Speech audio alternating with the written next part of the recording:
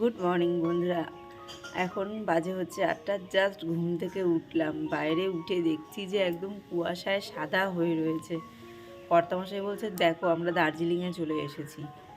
তো মানে একদম পুরো মানে ক্যামেরায় হয়তো অতটা ক্যাপচার করতে পারছে না, কিন্তু পুরো একদম ধোঁয়াশা হয়ে পুরো খুব কুয়াশা পড়েছে। আর সেটা দেখতে কিন্তু বেশ ভালোই লাগছে, খুব মজাই লাগছে কিন্তু দেখতে। এই যে দেখো, কেউ ঘুম থেকে উঠে চলে এসেছে কুয়াশা দেখতে। তো প্রতিদিনের ন্যায় কিন্তু আমাদের সকালের ব্রেকফাস্ট কমপ্লিট হয়ে গেছে। এখন আমরা যে যার কাজে লেগে পড়েছি। তো এই যে দেখো বারান্দার এখানে যে স্ল্যাবটা আছে, তো আজকে এই স্ল্যাবটা একটু ধোয়াধুয়ি হচ্ছে। তো এখানে যত গাছ টাছ ছিল সমস্ত কিছুই নিচে নামিয়ে কর্তামশাই একটু ভালো করে এই জায়গাটাকে একটু ধুয়ে দিচ্ছে। আসলে এত ধুলো পড়ে তোমাদেরকে কি বলবো। তারপরে এখানে পাখিদেরকে খেতে দেওয়া হয়, তো সেই জন্য এই জায়গাটা বেশ ভালো নোংরা হয়। তো সেই জন্য ভালো করে স্কচ ব্রাইট দিয়ে একটু ডলে ডলে পরিষ্কার করে এটাকে ধোয়া হচ্ছে। মাঝে সাঝে একটু জায়গাটা ধুয়ে না দিলে না একদম মানে কালশিটে পড়ে যায়, যেহেতু সাদা টাইলস তো দেখতে ভীষণ বাজে লাগে। তো ওইদিকে ওর কাজ করছে আর এইদিকে আমি আমার কাজ করছি। এই যে দেখো ভাত হয়ে গেছে, ওইদিকে ডিম সিদ্ধ বসানো রয়েছে, ভাতটা উতলে গেছে। তো চলো আমিও এইদিকে ঘর দুয়ার গোছাচ্ছি। আসলে ওই যে আমার মেয়ের বার্থডে গিফটটা রাখতে গিয়ে তো সারা দুনিয়া এলোমেলো হয়েছে। তো তোমাদের তো এখন সেটা শেয়ার করছি না, সেটা সময় মতো শেয়ার করব। তো সেই জন্য ওই দিকের কাজ করতে করতে মানে সব এলোমেলো হয়ে রয়েছে। তো এদিকে ভাত আর ডিম সিদ্ধটা বসিয়ে দিয়েছি, আর ওইদিকে কর্তামশাই স্ল্যাবটা পরিষ্কার করছে। কারণ কিছুদিন থাকবো না, যেহেতু আরও ধুলোবালি পড়বে। আর আমি না কোথাও যাওয়ার আগে কী করি বলতো, আমার ঘরে যত গাছ আছে সব গাছগুলোকে এক জায়গায় রেখে যাই। তো সেই জন্য আপাতত ওই জায়গাটা পরিষ্কার করে ওখানের যে গাছগুলো আছে সেগুলো আর কি থাকতে লাগুক ওখানে, তারপরে এদিক সেদিক যেদিকে যা যা গাছ আছে সব আস্তে আস্তে যাওয়ার আগে আর কি ওইখানে রেখে যাব। তো আমি একজনের কাছে শুনেছি আর কি, আমরা যখন গাছগুলোর সাথে বসবাস করি না ঘরের মধ্যে, তখন কিন্তু গাছেরও প্রাণ আছে, আমরা প্রত্যেকেই জানি। তো তাদের মধ্যে কিন্তু সেই একটা আলাদা কি বলবো, মানে রিলেশন তৈরি হয়ে যায় বলতে পারো। যখন কিন্তু আমরা থাকি না তখন কিন্তু ওরা কিন্তু আমাদেরকে খুব মিস করে। তো সেই জন্য তাদেরকে যদি আমরা এক জায়গায় রেখে যাই তখন কিন্তু তারা সেই একাকিত্বটা কম ফিল করবে। সেই জন্য মানে যাদের বাড়িতে এরকম ইনডোর প্ল্যান্ট আছে, ঘরের আনাচে কানাচে এদিক ওদিক ছড়িয়ে ছিটিয়ে আছে, যদি সম্ভব হয় যখন বাড়ি থেকে বেরোবে তখন সেই সমস্ত গাছগুলোকে, সব ছোটোখাটো যেরকমই হোক না কেন, সব গাছগুলোকে এক জায়গায় রেখে যাওয়া, তাতে কিন্তু তাদের একাকিত্ব বোধটা অনেকখানি কমে যায়। আমার এটা শোনা কথা, আমি এটাকে বিশ্বাসও করি। তো সেই জন্য আমি এই কাজটা সবসময় মানে ঘর থেকে যখনই 3-4 দিন 5 দিন 10 দিন 12 দিন যত দিনের জন্য আর কি বেরোবো, তো তখন আর কি গাছগুলোকে সব এক জায়গায় রেখে যাই। তো সেই জন্য আর কি কর্তামশাই ওই দিকটা করছে। তো আমি এদিকে আর কি মেয়ের ঘরটা একটুখানি গোছগাছ করে নিচ্ছিলাম। তো চলো কাজ করতে থাকি। হয়তো ডেটের এদিক ওদিক হয়ে ব্লগগুলো যাবে আর কি। তো হয়তো যতক্ষণে তোমরা এই ব্লগটা পাবে 25শে ডিসেম্বর চলে গেছে, কিন্তু দিনটা হচ্ছে 24 তারিখ আজকে তোমাদের সামনে, আজকে যেই ব্লগটা যাবে আর কি। তো কালকে মানে 25শে ডিসেম্বর আর কি কালকে। তো সেই জন্য বাড়িতে কিছু প্ল্যান আছে, তার জন্যই আর কি সব রকম প্রস্তুতি চলছে। তো খুব সুন্দর সুন্দর ভিডিও দেখতে হলে চ্যানেলটাকে সাবস্ক্রাইব করতে হবে, আর ছোট্ট করে একটু কমেন্ট করতে হবে, লাইক করতে হবে। কোথায় দেবো? তুই তো খেলি না, বললি খাবি না। পালং শাকটা তো হয়ে এসছে, দেবো? থাক, এটা দিয়ে খা, পরে খাস।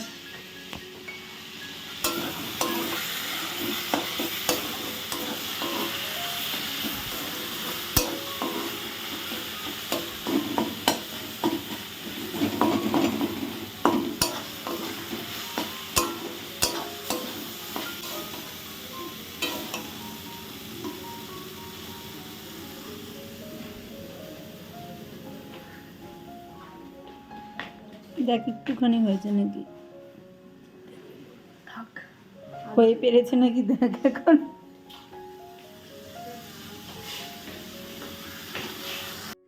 তো মেয়ে তো খেয়ে দিয়ে পড়তে চলে গেল। পড়তে মানে ওর আজকে একটা মক টেস্ট আছে, তো সেখানে আর কি ওর বাবা দিয়ে এসছে। দিয়ে এসে কর্তামশাই আর আমি দুজনে মিলেই চলে এসেছি এই ছাদে। ছাদটাকে পরিষ্কার করতে হবে। এমনি মোটামুটি জিনিসপত্র জায়গাটা জায়গায় আছে, খুব একটা বেশি মানে কাজ নেই, শুধু একটু ধুলো ধুলো হয়ে রয়েছে। তো সেই জন্য আর কি ওই সিঁড়িগুলো একটু ধুয়ে দিল। আর এই জায়গাটা পরিষ্কারই ছিল, এর আগেও তোমরা দেখেছো। আর এই বেঞ্চিটা, এখানে একটা বেঞ্চি আছে, বেঞ্চির ওপরে কিছু জিনিসপত্র ছিল, তো সেগুলোকে একটু সরিয়ে রাখলাম, মানে একটা সাইড করে জাস্ট রেখে দিলাম। কারণ ছাদেই পিকনিকটা করার ইচ্ছা আছে, তো সেই জন্য একটু ভালো করে পরিষ্কার করে দিলাম ছাদটাকে। তো এখন ঘড়ির কাঁটাতে 2টো বাজে, আর এই যে ছাদটা মোটামুটি পরিষ্কারই ছিল, শুধু একটুখানি এখানে একটু এই যে এই জিনিসগুলো একটু এলোমেলো ছিল, তো ওগুলোকে একটু ঠিকঠাক করলাম। আর এই বেঞ্চিটা জিনিসপত্র ছিল, এগুলোকে একটু ঠিকঠাক করে রেখে দিলাম, পরিষ্কার করলাম। তারা সব এসে একটু বসতে টসতে পারবে, কারণ এই ছাদেই হবে। তো জমিয়ে একটা পিকনিক হচ্ছে 25শে ডিসেম্বরে। ব্লগ তো তোমরা একটু আগে পিছেই পাবে। তো যাই হোক, তো কালকের দিনটা দেখতে হলে চ্যানেলটা সাবস্ক্রাইব করতে হবে, ভিডিওটা সম্পূর্ণ দেখতে হবে। তো দেখতে থাকো, আশা করি তোমাদের ভালো লাগবে। আর ভালো লাগলে অবশ্যই কিন্তু একটা লাইক ও কমেন্ট করতে হবে। ধোয়াবে না, ধুতে হবে না। তো চলো, ছাদের মোটামুটি কাজ হয়ে গেছে, এবার যাই, গিয়ে খাওয়া দাওয়া করতে হবে, কারণ মেয়েকে আবার আনতে যেতে হবে। তো একটু জলের ছিটে দিয়ে দিচ্ছে যাতে ধুলোটা না ওড়ে। তো আজকের মতো ছাদের কাজ কমপ্লিট। তো এখন অনেকটাই সন্ধ্যা হয়ে গেছে। তো কর্তামশাই আর আমি একটু বেরোচ্ছি মেয়ের জন্য কিছু গিফট নিয়ে আসতে, কারণ তোমরা প্রত্যেকেই জানো এখনকার দিনে ছোট ছোট ছেলে মেয়েদের সান্তাক্লজ তাদের বাবা মায়েরাই হয়। তো সেই আর কি।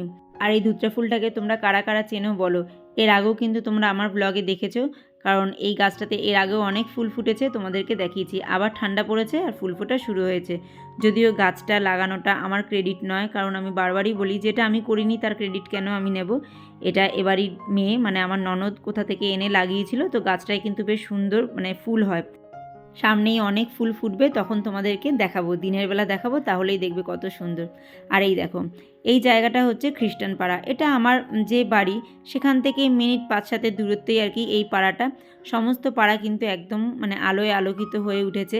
ছোট থেকেই দেখে আসছে এই পাড়াটাকে না ক্রিসমাসের সময় আর কি, মানে কি বলো তো, ক্রিসমাস থেকে একদম 1 জানুয়ারি পর্যন্ত এরকম সুন্দর করে এরা সাজিয়ে তোলে। আর হ্যাঁ, ছোট থেকে দেখে আসছি কথাটা এই কারণেই বললাম, আমি যেই এলাকায় শ্বশুরবাড়ি আমার সেই এলাকাতেই বাপের বাড়ি। তো সেই জন্য আর কি আমি কিন্তু ছোট থেকেই এই পাড়াগুলোর সাথে চেনা পরিচিত, সেই জন্যই কথাটা বললাম। তো দেখো কত সুন্দরভাবে সাজিয়েছে। আর এরকম না আরও অনেক জায়গায় সাজায়, মানে টোটাল যে এলাকাটা আছে, এই যে খ্রিস্টান পাড়া বলে যে এলাকাটা, এরকম মানে পাড়াটার প্রতিটা মোড়ে মোড়ে এরকম সুন্দর সুন্দর করে সমস্ত জিনিস দিয়ে সাজিয়ে তোলা হয়, যেটা দেখতে খুব ভালো লাগে। আগে মেয়ে যখন ছোট ছিল তখন তো নিয়ে বেরোতামই, মানে দুর্গাপুজোর সময় যেরকম বেরোতাম ঠাকুর দেখতে, সেরকম মানে ক্রিসমাসের সময় আর কি বেরোবোই আমরা। আর এই যে দেখো কত বড় একটা ঘন্টা ঝুলিয়েছে এখানটা, যেটা দেখতে কিন্তু ভীষণ ভালো লাগছে। আর সামনেও দেখতে পারবে ছোট্ট করে আরেকটু জায়গা, মানে এখনও সাজানো হয়নি, সবে জাস্ট ঘরটা বানিয়েছে। তো যাই হোক, ওইদিকে ঘোরাঘুরি কেনাকাটা কমপ্লিট হয়ে গেছে। তো কি কিনেছি না কিনেছি তোমরা 25শে ডিসেম্বরের যে ব্লগটা যাবে তখনই দেখতে পাবে। তো চলো এখন আমি কেক বানানো শুরু করি, কারণ এখন অনেকটা রাত হয়ে গেছে, আর এই কেক বানিয়ে উঠতে উঠতেও আমার অনেকটাই রাত হয়ে যাবে। তো প্রতিবারই এটাই হয় জানো তো, 25শে ডিসেম্বরের আগের দিন মানে 24 তারিখে এরকম কেক বানাবো, আর শুতে শুতে আমার প্রায় 12:30 1টা বেজে যায়, কারণ অনেকগুলো কেক বানাই তো। তাও তো এখন মাইক্রো ওভেনটা হয়েছে, আগে তো মাইক্রো ওভেনটা ছিল না, গ্যাসেই বানাতাম, তো আমার অনেকটাই টাইম লাগতো। আর বিশেষ করে তো রাত্রেবেলা মানে শেষের দিকেরটা কী করতাম বলো তো, বসিয়ে দিয়ে আমি তো ঘুমাতে চলে যেতাম, আর ওটাকে পাহারা দিত কর্তামশাই। তো যাই হোক, এবার আর সেরকম কোনো ঝামেলা নেই, যদিও বা মানে প্রতিবারের থেকে এবার একটু তাড়াতাড়ি শুরু করেছি, কিন্তু জানি সেই রাতই হবে আমার সমস্ত কিছু গুছিয়ে উঠতে উঠতে। কারণ এই যে দেখতে পাচ্ছ তো চতুর্দিকের কী অবস্থা, ময়দা দুধ সমস্ত কিছু পড়ে একাকার, আর এই যে সমস্ত কিছু চিটচিটে হয়ে রয়েছে, এগুলো তো এইভাবে রেখে শোয়া যাবে না, তো এগুলোকে পরিষ্কার করে তারপরেই শুতে যেতে হবে। তো যাই হোক, এই যে দেখো দুদিকে বানিয়ে নিয়েছি। এই যে আমার হাতে যেটা দেখতে পাচ্ছ অ্যালুমিনিয়ামের বাটি, এটা বসাবো আমি গ্যাসে, আর এপাশে যেটা আর কি কেকের যে শেপের যে বাটিটা দেখতে পেলে, ওটা বসাবো মাইক্রো ওভেনে। তো দুটো একসাথে বসাবো, আমি এখন এরকমই করি, মানে একদিকে মাইক্রো ওভেনেও একটা দিয়ে দিই আর গ্যাসেও একটা দিয়ে দিই, তাহলে কী হয় বলো তো, একসাথে দুটো খুব তাড়াতাড়ি হয়ে যায়। তো এই যে মাইক্রো ওভেনেরটা কর্তামশাইকে বললাম তুমি এইদিকে মাইক্রো ওভেনেরটা দাও, আর আমি ওইদিকে গ্যাসেরটা বসাচ্ছি।